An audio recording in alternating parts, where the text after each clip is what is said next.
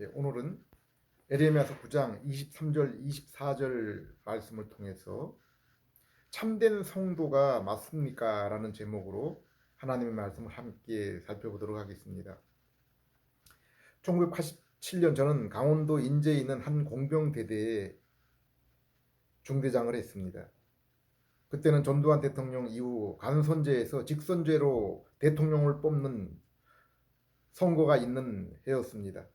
그런데 선거 기간 군 병사들의 투표소가 각 중대장실에 설치되었고 부재자 투표 감시원이 오직 중대장, 인사계, 소대장, 소대 선임하사관이었습니다. 그리고 상급부대로부터 부재자 투표에 여당표가 나올 수 있도록 유무형의 압력이 가해졌습니다. 저는 대대장님에게 이런 식의 부정한 투표에 관여할 수 없다고 했습니다. 그 다음날 여단장이 참모들과 저희 중대에 찾아왔고 여단의 가장 어르신인 여단장님도 저와 약 30분 이야기 후 손을 잡으며 자기를 좀 도와달라고 했습니다.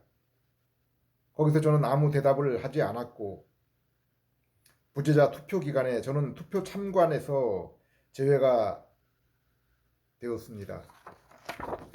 저는 이러한 일 이후에 군생활의 여러 불이익을 감수해야 했습니다.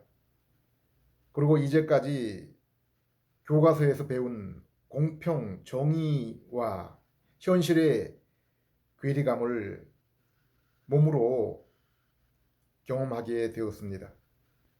그러면서 군이라는 큰 조직, 그리고 국가와 정부라는 조직에 이러한 기본적 정의가 실행되지 않는데 국민이 어떻게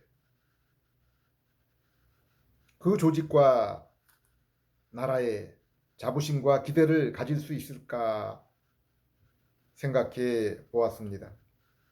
저는 오늘날 또한 이러한 모습에는 큰 변화가 없는 것을 보고 있습니다. 또한 우리나라뿐 아니라 세상의 어느 권력자와 기관 또한 이러한 범주에서 크게 벗어나지 못하고 있음을 알고 있습니다. 그리고 성경 말씀을 따르면 세상의 종말이 가까울수록 이러한 부패와 타락의 일은 더욱 심해질 것을 알고 있습니다. 요한계시록 21장 11절 불의를 행하는 자는 그대로 불의를 행하고 더러운 자는 그대로 더럽고 의로운 자는 그대로 의를 행하고 거룩한 자는 그대로 거룩하게 하라. 성경의 첫 책인 창세기를 보면은 세상에서 원죄를 경험하지 않은 사람은 오직 아담과 하와 한 부부뿐임을 알 수 있습니다. 또한 아담 부부 역시 원죄를 경험하지 않고 우리가 낙원이라 부르는 에덴 동산에 있었던 기간은 아담 부부에게 아이가 있기 전 잠시 동안 뿐임을 알 수 있습니다. 하나님은 이 거대하고 오묘한 우주 만물을 6일 동안 지으시고 마지막 날에 인간을 자신의 모습으로 창조하셨습니다. 그러므로 하나님을 아는 지성과 의와 거룩의 성품을 주셔서 하나님과 인생이 인격의 교제를 나눌 수 있게 하신 것입니다. 그리고 동산 가운데 선악과 생명나무를 통해서 하나님이 정하신 선과 악의 규정을 순종할 때 장차 더욱 온전한 상태에서의 하나님과의 교제, 곧 영생을 소망하며 살아가게 하신 것입니다. 우린 이것을 하나님과 아담이 맺은 행위 언약이라고 부릅니다.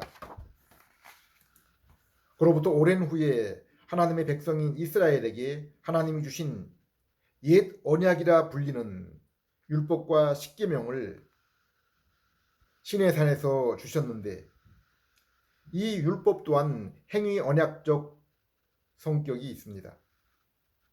그러나 아담은 이 언약에 순종치 못하고 선악과 열매를 따먹고 하나님과의 인격의 교제와 그리고 낙원에서의 생활에서 추방을 당했습니다. 그리고 아담이 행위 언약에 불순종한 직후 창세기 3장 15절 말씀, 곧 새로운 언약, 은혜 언약을 주십니다. 곧 여인의 후손으로 오실 분. 성도들은 성경을 통해서 알고 있는 예수 그리스도를 믿음으로 죄 용서와 영생을 보장받는 약속입니다. 그리고 세상은 여인의 후손에 속한 자들과 뱀, 곧 사단의 후손에 속한 자들의 싸움터가 될 것임을 암시하셨습니다. 이는 곧 여인의 후손 예수 그리스도를 믿음으로 하나님을 아는 자들과 불신자들의 싸움터가 바로 이 세상이 된 것입니다. 그리고 에베소 2장 1절에서 3절을 보면은 이 세상의 권세자, 곧 흑암 세상의 통치자는 마귀라고 했습니다. 세상의 정치, 경제, 문화, 모든 영역은 이 마귀의 손, 곧 마귀의 통제와 영향력 안에 있게 된 것입니다. 요한계시록에 나오는 용의 부하, 첫째와 둘째 짐승, 그리고 음녀가 바로 여기에 속합니다. 첫째 짐승은 정치적인 지도자, 둘째 짐승은 정치적 지도자를 후원하는 종교적 지도자, 그리고 음료는 세상 도시의 문화를 나타내는 것입니다.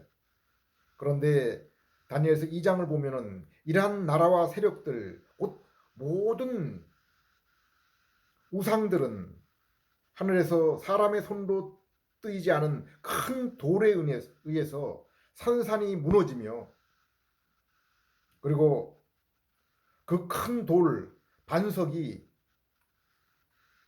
나라를 영영히 다스리게 될 것이라고 했습니다. 곧 그리스도의 나라입니다. 그리고 이 나라는 2000년 전 예수님의 오심에 의해서 이미 세워졌고 비록 육신의 눈으로는 보여지지 않으나 믿음과 심령의 눈을 지닌 믿음의 성도들은 이 사실을 알며 날마다 이것을 경험하며 살아가고 있는 것입니다. 그리고 이제 예수님의 재림하실 때 육신의 눈으로 모든 사람에게 보여지도록 나타나게 될 것입니다. 우리는 이러한 신구약 66권의 완성된 성경, 하나님의 뜻과 계획을 살펴보면 하나님이 세상을 만드시고 인간을 창조하실 때 그 창조 계획 안에 인간의 타락이 포함된 것을 알 수 있습니다. 그러므로 에베소 1장 4절에는 이 땅의 성도, 하나님의 백성은 이미 세상이 만들어지기 전에, 창세 전에 그리스도 안에서 하나님이 이미 택하셨다고 말씀하신 것입니다. 하나님이 이 땅의 모든 인생이 있기 전에 이미 곧 세상이 창조되기 전에 그리고 각각의 인생이 세상에 나오기 전 하나님은 자신의 백성을 택하신 것입니다. 그리고 그 택하신 백성들은 자신들이 하나님의 택하심을 받은 사실을 예수 그리스도에 관한 복음을 들을 때 믿음을 통해서 비로소 알게 되는 것입니다. 그러므로 예수님도 내 양, 내 백성은 내 음성을 알고 나를 따른다고 말씀하신 것입니다. 세상은 인간이 주인이 되려는 사람들이 있는 그러한 곳이요. 하나님 나라는 하나님이 주인이 되심을 아는 자들, 인정하는 자들이 살아가는 곳입니다. 그리고 성도는 이 땅의 삶 속에서 이 사실을 고통 가운데 날마다 경험하고 살아가는 자들입니다. 만일 성도에게 아담이 있던 에덴 동산처럼 죄악된 세상의 경험 없이 하나님과 교제를 나눈다면 자발적인 하나님을 향한 감사와 찬양이 나오기 쉽지 않을 것입니다. 아담은 에덴 동산에서 하나님이 안 계시고 하나님이 주인이 되지 않는 세상을 알지도 경험하지도 못한 채 하나님과 교제와 동행의 삶을 살았습니다. 그런데 이후 모든 하나님의 백성들은 그 이후에 모든 하나님의 백성들은 하나님이 없는 세상, 인간이 주인이 된 죄악된 세상을 살면서 하나님을 알고 만났기 때문에 하나님께 대한 은혜와 사랑에 체험적으로 믿음 이전과 믿음 이후에 그 세상을 알기에 체험적으로 감사와 찬양을 돌릴 수 있게 된 것입니다. 그리고 이것이 바로 하나님이 세상을 창조한 목적으로 그렇게 볼 수 있습니다. 하나님이 이스라엘을 구원하시고 성도를 부르신 구원하신 목적은 로마서 7장 4절, 에베소 2장 10절 말씀처럼 선을 행하며 하나님을 위하여 열매를 맺도록 하기 위함이라고 했습니다.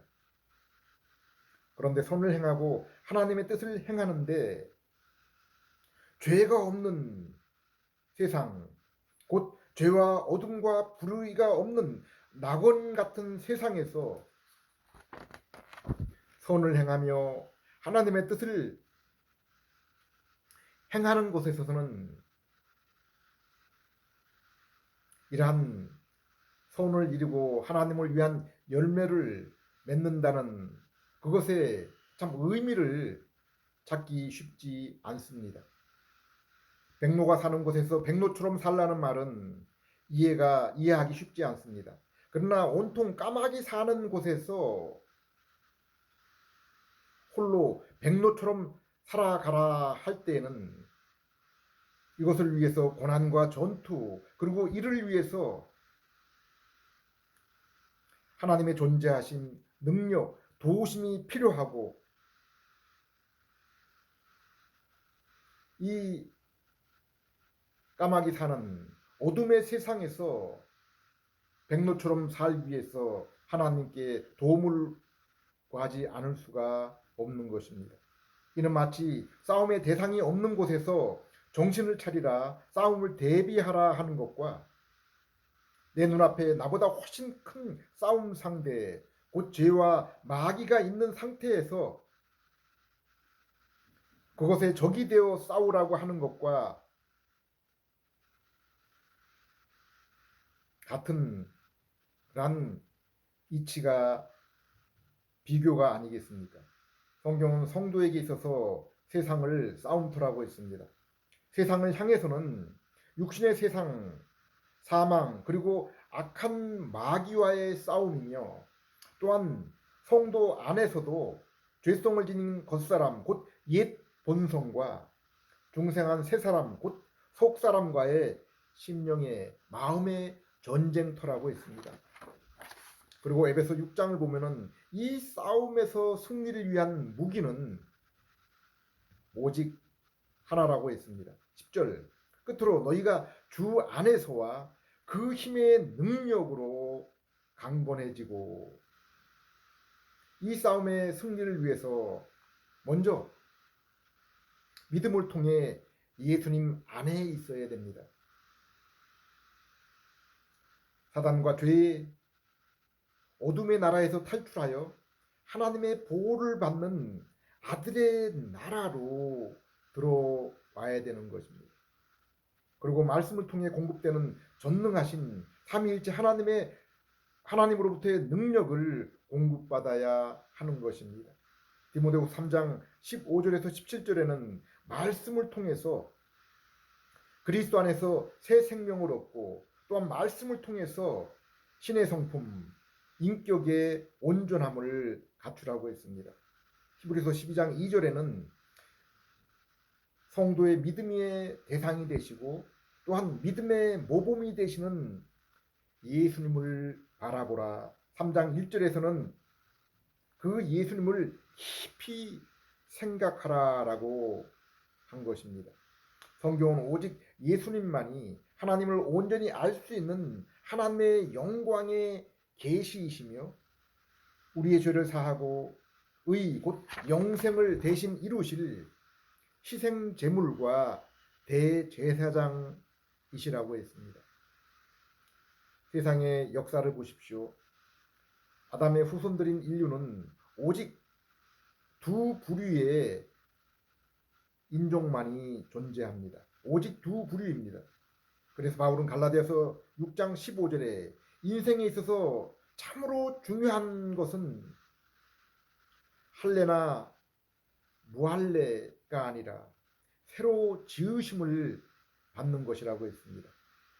세상은 여인의 후손들 곧 예수 그리스도를 믿음으로 여인의 후손인 예수님과 하나로 연합된 그러한 여인의 후손들과 뱀의 후손들 이 두 부류만이 존재하며 세상 끝날까지 세상은 그 두 부류와 두 부류 곧 두 존재 간의 싸움터입니다. 이 싸움은 아담의 가정에서부터 시작이 되었습니다. 가인과 아벨 그리고 가인의 후예와 셋의 후예 이스라엘과 세상 모든 민족 그리고 지금은 교회와 세상 간의 싸움입니다. 교회는 헬라어로 에클레시아 곧 세상으로부터 불러냄을 받은 자들의 공동체를 의미합니다. 세상과 세상 종교를 한번 보십시오. 그곳에는 인간이 주인인 그러한 세상입니다. 종교의 구원 또한 인간의 노력을 통해서 이루어지는 곳입니다. 오늘날 교회 내에서도 칼빈과 개혁주의 교회, 청교도 이외에는 카톨릭처럼 그들의 구원에 있어서 하나님의 그 은혜, 주입된 은혜에 인간의 수고와 노력이 필요하다고 합니다. 거의 하나님과 인간의 구원을 위한 협력입니다. 바울이 갈라디아서에서 이러한 거짓된 구원에 대해서 얼마나 강력하게 비판했고 저주했습니까? 그러나 성경적 개혁주의적 구원은 오직 하나님의 은혜입니다. 구원의 인간의 행위와 노력은 전혀 관여할 수 없고 도움이 되지 않습니다. 구원을 위해 택하신 자도 오직 성부 하나님이시요 구원을 위해 우리 죄를 대신 지시고 우리의 의와 영생을 위해서 율법을 대신 순종하신 분도 오직 성자 예수님이십니다. 그리고 죄로 인해 하나님과 낙원을 잃어버리고 죄의 형벌을 기다리며 부패한 죄성을 지닌 채 하나님에 대해 영적으로 죽어 있는 자들에게 중생 곧 영적인 새 생명을 주시고 새 마음을 주셔서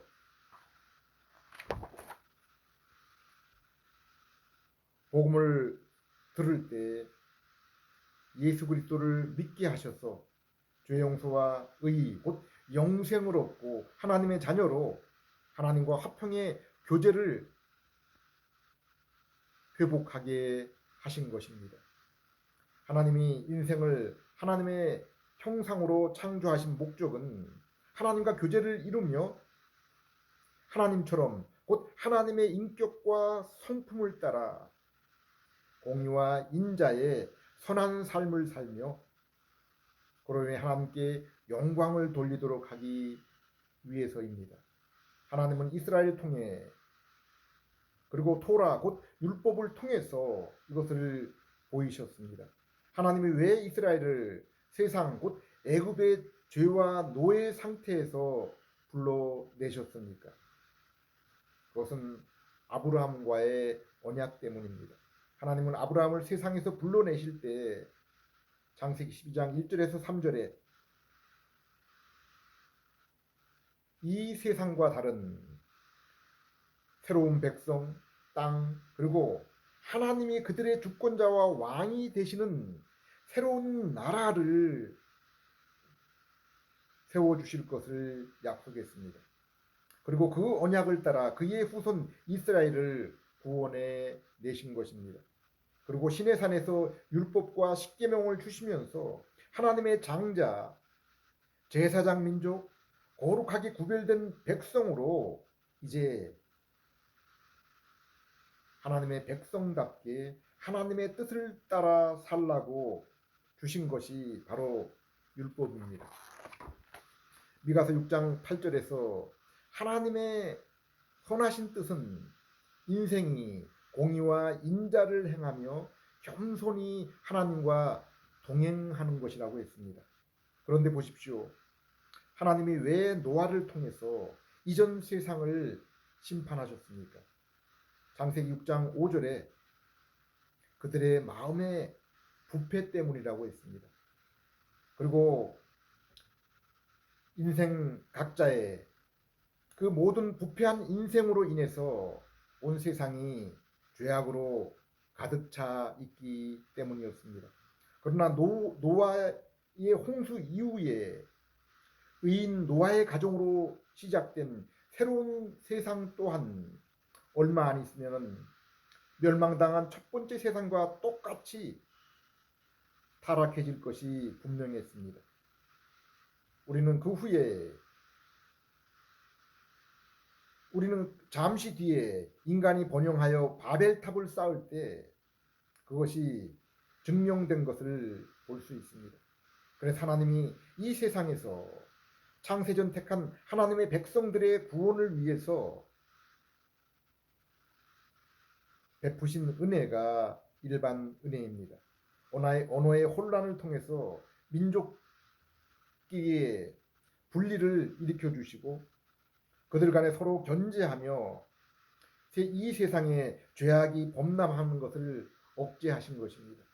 그리고 이들 세상에서 하나님의 백성을 구원하시기 위해서 아브라함을 따로 불러내셨습니다. 그러나 400년 이후 아브라함의 후손 이스라엘은 애굽에서 구원받았지만은 그들은 하나님이 주신 율법을 순종하며 하나님의 백성답게 살지 못했습니다. 왜 그렇습니까? 그들의 부패한 마음은 아무리 놀라운 하나님의 능력과 이적을 보고 교훈을 가르침으로 받았을지라도 그것으로 그들을 변화시킬 수 없었기 때문입니다. 바울은 로마 3장 19절 21절에서 하나님이 이스라엘에게 율법을 주신 그 이유에 대해서 이렇게 설명하고 있습니다. 첫째는 율법을 통해 인간의 죄성을 드러내어 그들이 하나님의 진노 아래에 있음을 알도록 하기 위함이라고 했습니다. 그리고 죄를 억제하는 역할도 했습니다.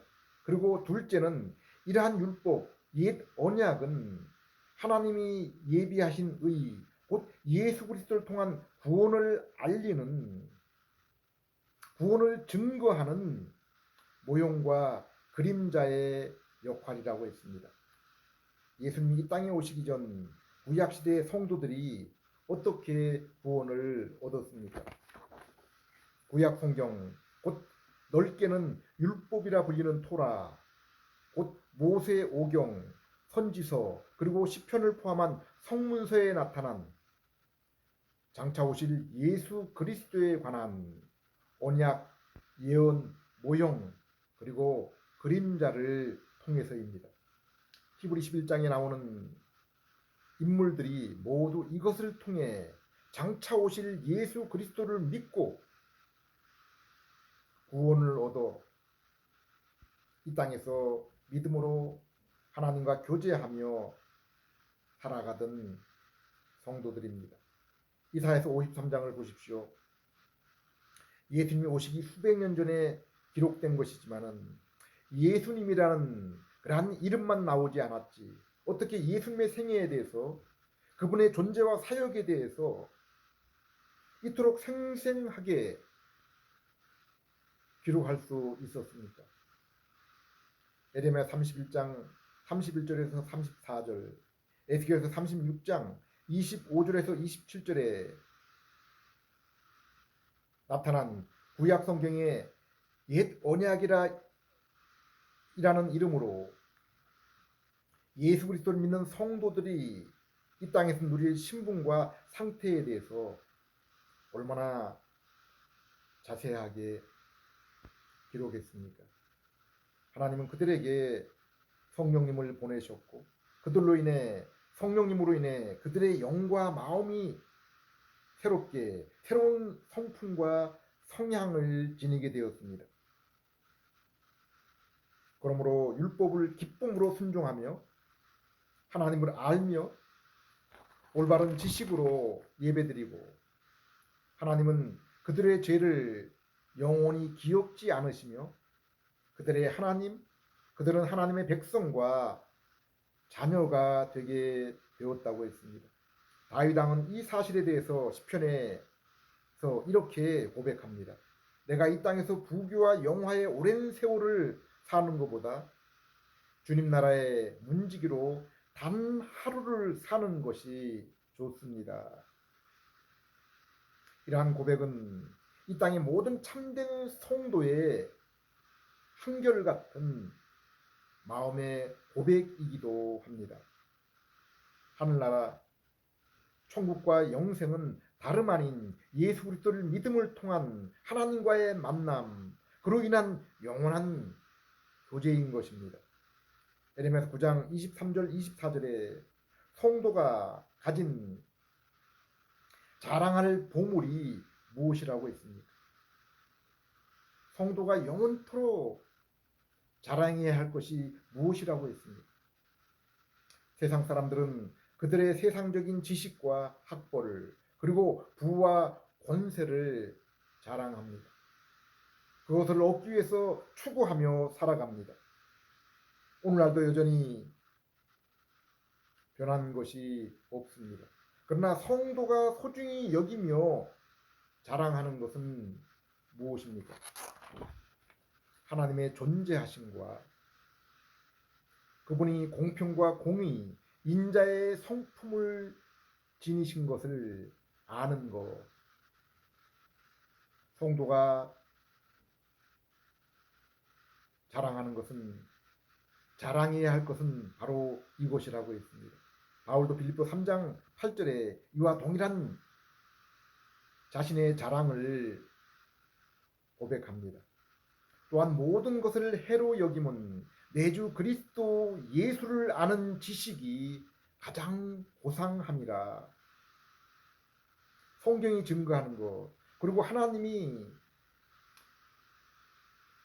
세상을 향해 증거하는 것은 오직 하나입니다. 너희의 구원 영생을 위하여, 나 하나님을 만나 영원토록 교제하기 위해서 나의 아들 곧 예수 그리스도를 믿으라는 것입니다. 요한에서 3장 23절 24절에 하나님의 증거하시는 뜻, 계명은 곧 하나님의 보내신 자 예수 그리스도를 믿고, 그리고 예수 그리스도의 가르침을 따라 사랑하라는 것입니다. 바울의 교리서로 유명한 로마서는 이것을 우리에게 더욱 자세하게 풀어서 설명한 것입니다. 1장에서 3장은 인간은 유대인이나 이방인이나 전적으로 타락하여 인간 안에는 스스로 구원을 이룰 아무런 소망이 없다고 했습니다. 4장은 너희가 존경하고 따르는, 너희 이스라엘이 존경하고 따르는 아브라함과 다윗 또한 그들의 행위가 아니라 오직 믿음을 통해서 하나님께 인정받고 죄의 용서와 의를 얻게 된 것이라고 했습니다. 5장은 이렇게 믿음으로 죄 용서와 의를 얻고 하나님과 화목하게 된 성도들에게는 세상과 자신의 옛 죄성으로 인해 당하는 고난 또한 이제 하나님의 형벌과 저주가 아니라 하나님 앞에 더욱 온전한 모습으로 서며 더욱 하나님께 가까이 가도록 하는 하나님이 그 사랑하는 자녀에게 주시는 사랑의 징계가 바로 고난이라고 했습니다. 구약의 욥기서의 고난이 바로 성도가 하나님과 더욱 친밀한 지식과 교제를 위해서 더욱 깊은 회개의 기도를 위해 주시는 은혜스러운 선물임을 보여주고 있으며 신약성경의 히브리서 12장이 이것을 우리에게 고난의 유익에 대해서 자세히 설명해 주고 있습니다. 6장은 이렇게 믿음으로 의롭게 된 성도의 삶의 모습, 곧 성화의 삶에 대해서 설명하고 있습니다. 예수님의 십자가와 부활의 믿음으로 연합한 성도는 이제 존재와 자격에 있어서뿐 아니라 삶에 있어서도 죄에 대해 죽고 의에 대해 사는 거룩한 사랑의 삶을 살게 된다고 했습니다. 성도는 믿음을 통해서 죄의 책임, 곧 죄의 형벌에서 벗어날 뿐 아니라 부패한 죄성, 부패한 마음에서도 벗어나서 새 마음, 새 성품, 곧 신의 성품을 회복하게 된 것입니다. 이것은 지성에 있어서 하나님을 알고 배우고자 하는 마음과 또한 의와 거룩함의 성품을 포함한 전 인격적인 것입니다. 7장을 보면은 그럼에도 불구하고 성도는 세상과 자신 안에 죄성과의 싸움으로 인한 고통과 절망을 날마다 경험하고 성도의 믿음이 깊어질수록 그 고통이 더욱 심해짐을 설명하고 있습니다. 그러나 우리가 성령의 장으로 부르는 8장을 보면은 성도에게 함께 하시는 성령님의 인도하심으로 이 땅의 성도는 도살장 같은 세상살이에서도 결코 실족하지 않으며 날마다 세상과의 싸움에서 승리하며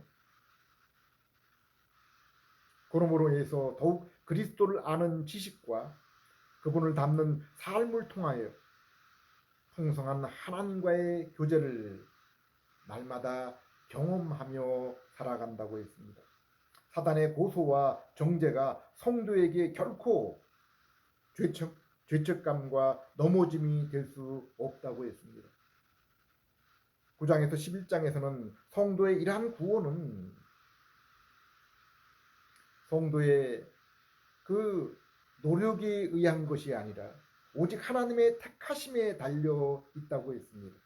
이스라엘이라는 민족적인 신분 때문이 아니라고 했습니다. 하나님이 아브라함과 이스라엘을 택하신 것은 이 땅의 모든 민족 가운데 있는 하나님의 백성을 구원하기 위한 것입니다. 그러므로 하나님의 택함을 받은 육신의 아브라함의 후손 가운데도 오직 창세전에 하나님의 택함을 입은 영적 백성만이 진정한 이스라엘이며 그들을 이스라엘의 남은 자라고 했습니다. 그리고 12장에서 16장까지는 이렇게 하나님의 택함을 받고 예수 그리스도 안에서 성령님의 인도를 받는 칭의와 성화의 성도는 이제 온 삶을 통해서 하나님께 예배 드리는 그런 자들이라고 했습니다. 로마 12장 1절 2절 그러므로 형제들아 내가 하나님의 모든 자비하심으로 너희를 권하노니 너희 몸을 하나님이 기뻐하시는 거룩한 산 제물로 드리라. 이는 너희가 드릴 영적 예배니라. 너희는 이 세대를 본받지 말고 오직 마음을 새롭게 함으로 변화를 받아 하나님의 선하시고 기뻐하시고 온전하신 뜻이 무엇인지 분별하도록 하라. 성경은 하나님이 우리를 구원하신 목적을 로마 7장 4절, 에베소 2장 10절 말씀처럼 하나님을 위한 열매를 맺도록 하기 위해서 그리고 선한 일을 이루도록 하기 위해서라고 했습니다. 갈라디아서 5장 22절에는 성령님을 성도에게 보내신 그 뜻은 바로 성령의 열매를 맺도록 하기 위함이라고 했습니다. 성령의 열매 또한 의와 공평과 인자의 그 성도의 성품을 이루는 것입니다. 그러나 이 세상의 풍조 그리고 우리 속의 죄성은 우리가 이렇게 예수 그리스도에게 나아가며 공의와 인자의 하나님과 예수님의 그 신의 성품을 행하는 것과는 반대 방향입니다. 그러므로 성도가 예수 그리스도를 따르는 데는 반드시 고난과 고통, 십자가가 있는 것입니다. 오늘날 교회 안에 있는 가장 위험한 이단과 장애물은 바로 신비주의 관상 운동입니다. 이것은 선불교, 힌두교의 명상, 카톨릭의 묵주신비 등과 맥을 나란히 하는 그러한 것입니다. 그들은 그들이 좋아하는 경구를 반복하여 부르며 호흡, 수행과 같이 자신들의 노력으로 인간 안에 있는 신성 하나님을 깨우거나 하나님을 찾는 일을 합니다. 이러한 경구들을 반복하는 것을 만트라라고 부르기도 하는데 개신교에서 방언운동, 주기도문을 반복하는 것, 성경의 특정 구절을 반복하는 것 등이 바로 이와 같은 만트라에 해당하기도 합니다. 그들은 이것들을 통한 무념무상 황홀경을 경험하며 바로 이것을 신과의 교통 합일이라고 부릅니다.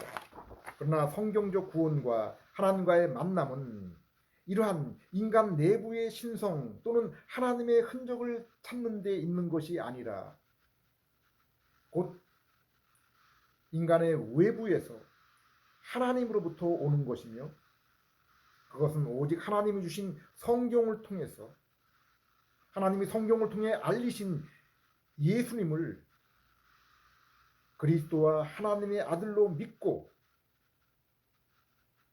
자신의 죄를 인정하고 회개할 때 우리의 존재와 심령의 변화를 통해서 이루어지는 것입니다.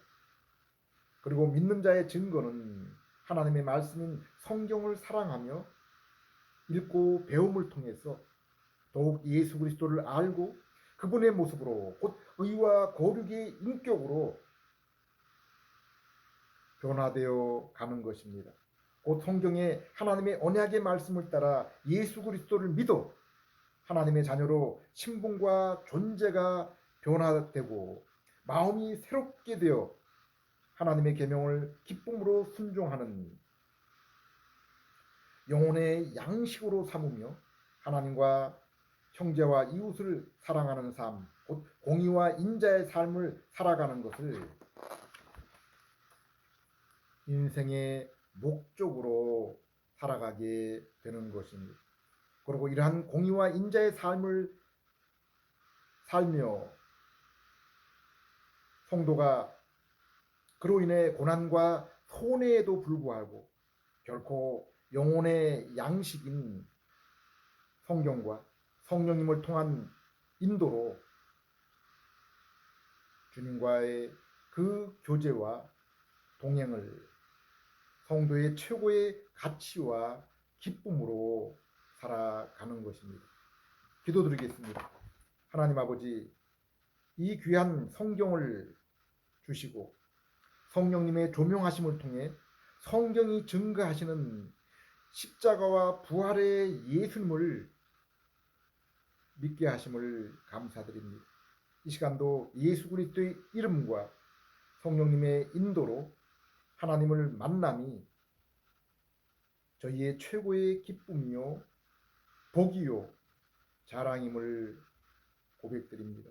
하나님 아버지, 저희를 부르시고 믿음을 주셔서 자녀 삼으심은 소원을 이루고 하나님을 위해 열매를 맺도록 공의와 사랑의 삶을 살도록 하기 위함임을 믿습니다. 이 삶을 위해서 고난까지도